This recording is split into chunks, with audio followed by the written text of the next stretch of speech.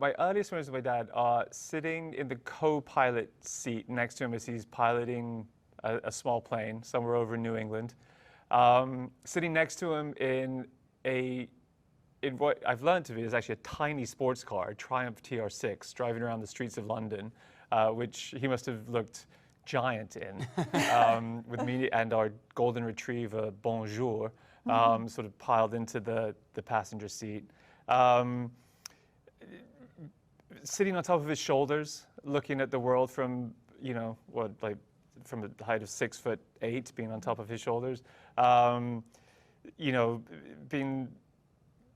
sailing with him, being lifted and carried. I mean, those are the earliest memories, and I value them all dearly.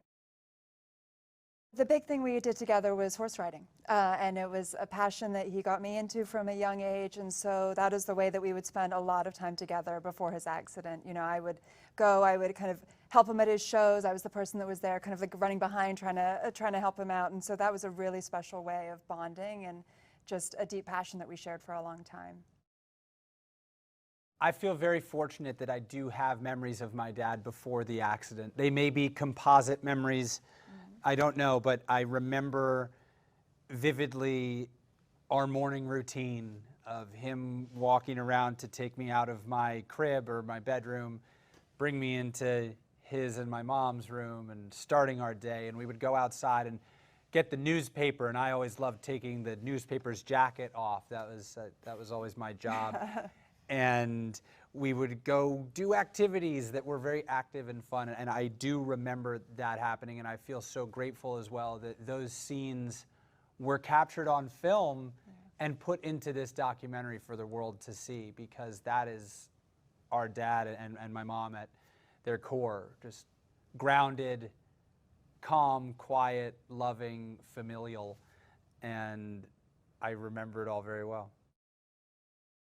He was startlingly honest about his experiences, and this is captured in the film. Whether he's in his 20s, suddenly on this rocket ship to international fame, and being really upfront about what it is to suddenly be a star, you know, and to go from, you know, off Broadway and hanging in a dressing room to now, you know, being out there in the limelight. And of course, that honesty after his accident really resonated with people too, because they could see him being strong, but he also was pretty upfront that it was hard sometimes, and that actually that made his strength and his perseverance even more meaningful and even more powerful to connect to. And I love that because it also means no element of our life was unexamined. We also knew that he was having hardships and he was having successes, and we were all there to talk about it and be on that journey together. And I truly think that shaped us to navigate the grief of losing them both and made us become the people we are today. I think when we first met with the directors, Peter and Ian, there was an immediate ease between us and them, a personal rapport, which mattered. And then on a professional and artistic level, it was very clear that they understood the story that we wanted to tell, which was not a chronological listing of life moments and achievements from birth to death. We wanted it to be cinematic and artistic and holistic and unflinching, and in our conversations with the directors, it just felt exactly right that I mean, speaking at least for myself, like it just, we could tell they were going to get the tone right. And there's also a great, you know, I think of them as sort of Statler and Waldorf, but there's a great duality to them that I think mirrors what there was to our dad, in the sense that Peter is the more analytical, maybe just because he wears glasses, but like he's all intellectual and analytical and British and whatever that means. And then and then Ian is the artist and the creative and the free soul, and like the marriage of those two existed within our father. So I think they had a full understanding of the man, and they also really clearly cared to tell my mom's story deeply and accurately and lovingly, which was essential to all of us. It also mattered a lot to tell the disability story Right. well and thoughtfully and respectfully. And so meeting with them, They'd previously done a film about the Paralympics that was incredibly powerful, and so we knew that they would give that the thoughtful and respectful treatment that it deserved. And that certainly came to light here, you know, to show the vulnerability of life after an accident, but also the strength and the perseverance, and do that recognizing that it's not just our dad's story, but the stories of so many people around the world. That was the other really powerful piece of this. So we were really lucky that we got to watch what was near a final cut. I mean, it was still a little bit rough, but it was basically there. And we got to watch that together, and well, two things. One, which was a giant relief. It was great, and it was an incredible ride to watch it. And two, you know, in those early conversations when we had those first meetings, as Will said, we really didn't want it to be this linear chronological story. And I had no idea how they would kind of weave these two time frames before and after the accident. And they did it so elegantly and gracefully, finding this kind of thematic connective tissue that bridges before and after. And it was just, it was far more, richer and deeper than I could have expected and hoped. And it really is, I mean, a work of art. They've done a fantastic job. The central driving force in my life is the comfort I take in knowing that my parents instilled me with their values and set me on a path that I believe to be right and true. And sometimes I deviate from it. I'm a human like the rest of us, like our father was, like my mother was. But ultimately, I know that my parents set me up for success based on the values that they instilled in me, the standard that they set for themselves, for our family. And I don't, at this stage in my life, I feel grateful that I don't spend much time thinking, oh, what would my parents think about this or that, or would my mom and dad be proud of me or not proud of me for doing this, because that's a torturous place to be, because you're never going to get an actual answer, right? Mm-hmm. You can only guess as to whether your parents are going to be proud if they're not around to say it. But I do know that I have their values and their beliefs and their genes, I guess, to help me live my life in a way that, first and foremost, I can make myself proud. And that, I think, is all any parent wants for their child. One thing they really instilled in us is just this deep sense of gratitude, so that we don't take tomorrow for granted and you take advantage of every single moment that you have. And then the other piece is that Dana could make magic happen anywhere. And it's captured in the film. You see her, you know, Dad's in the intensive care unit, we're all hanging out in the hallways, and she conjures up a birthday party for Will's 3rd birthday, you know, just a few days after Dad's injury. And what that is as a parent, to think, you know, even in hard times, how do you create those spontaneous moments of magic for your children and create that sense of family and togetherness? And what a gift. I have my own children now, and we try and have that spirit in our household. I know you do as well. And you guys both crush it, by the way, on the Christmas and the birthdays. But it's a powerful way to live your life, right? That it's about being together and finding those moments no matter where you are and what you're facing. I grew up with this Superman, and then I sort of like everyone else, you know, the story of what happened to him on Memorial Day in 1995, becoming quadriplegic, and that, not being able to breathe without a ventilator. You know, the irony that Superman is reduced to this was just like, this was something that I felt in my life. And then you follow the story and realize, oh my God, he says he's going to walk again. Oh my God, he's doing all of this advocacy on behalf of other disabled people. He's become this galvanized, and then he dies. And it was a story that sort of like, I have to say, kind of like, I think it followed all of us through our lives for that period.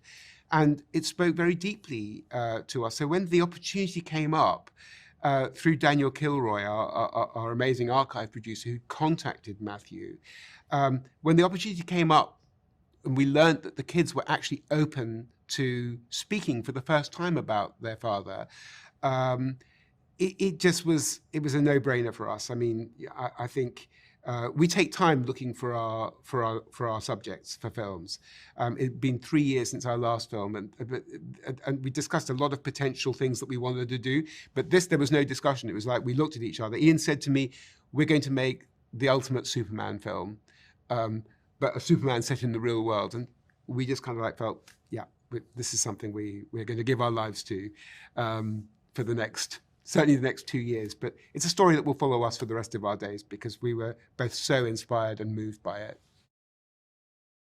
If people don't go into it with a certain acceptance that they're going to be sincere and ready to share everything, it's a lot harder because you start fishing around and then you need other people to tell the truth in a way. And yeah, from the start, when we first met, we did first a Zoom, and then we met here in New York physically. And I remember we arrived 10, 15 minutes before, and then the 3 kids kind of arrived together. It was like, oh my God. And after talking for half an hour with them, we were like, okay, one could be the activist, one could be the actor, entertainer, the other one is a filmmaker. You could just make a blend all of them. And as we made the film, we just realized that the film was almost as much about them as it was about Chris, because they really encompasses many of his qualities, and they were ready to go in places and bring the emotional gravitas that we have in the film. You know, Will lost a lot of people in a short amount of time as a really young man,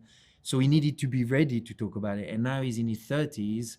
It's been 20 years, a bit less since his mother passed, but he was ready to just go there, and even like doing those interviews, people are asking them about intimate question about their mom and dad, and it's not easy to put you out there. And I think they really felt Christopher's story is coming out at the right time in our society. I think it's incredibly important in any film that you present a nuanced portrait of someone. But I think in this particular instance, because of the whole language around superheroism and on screen and heroism in life, that if you just try to show someone like Christopher as an unalloyed hero, you're missing out on an opportunity to show a real human being, which makes the heroism all the more remarkable. Because he struggled to kind of like find his voice and his purpose in life, both before and I think after the accident as well. And you have to show that struggle. You have to show that, that the end of the film in which we show him becoming very close to his family, and almost the family becomes the main purpose for his life. That becomes much more resonant if you've shown that at a certain point of his life, he's almost abandoned or run away from his family. Maybe not abandoned, but definitely sort of like, he's pursuing his own dream, and that maybe doesn't include his 2 kids at that point and his former partner, Gay Exton. So it was really important. When we first met the kids, we said, we don't want to put Christopher on a pedestal. We want to show him as a real person, because that will have so much more meaning to the audience. And that was just so much in line with how they wanted to represent their father as well. And it was never a question of, let's find sensationalistic sort of stories that show he had a dark side. It was very much just to show the flaws and vulnerabilities that all of us have as people, I think. I think it's the film change from being a film about Superman and the iconography and an actor to making a film about family and legacy. I think we had this vision about, we were, very quickly it was, icon of 23, 24 years old, off-Broadway actor, shoot to stardom within a year or two, becomes the most iconic face, and then try to run away from it as an accident and start his life again as a quadriplegic on a vent.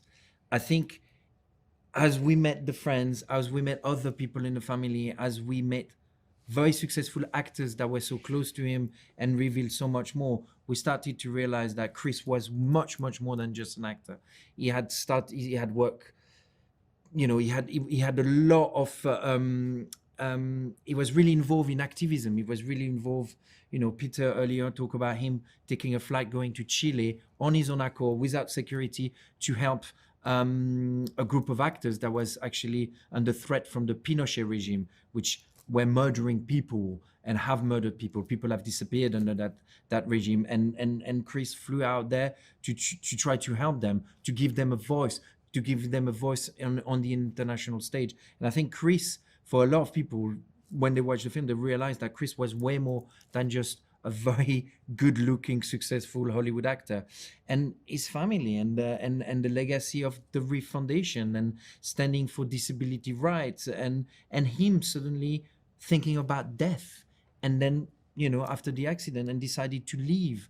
And you discover more about his relationship with his wife, Dana Reeve, and how much she stood for him and how much she helped, and she become part of the foundation. So there's a lot of things which are universal themes about all of us, about our own friendship, our loved ones, our kids, our parents. And I think it's a story that just goes way beyond just the iconography of Superman.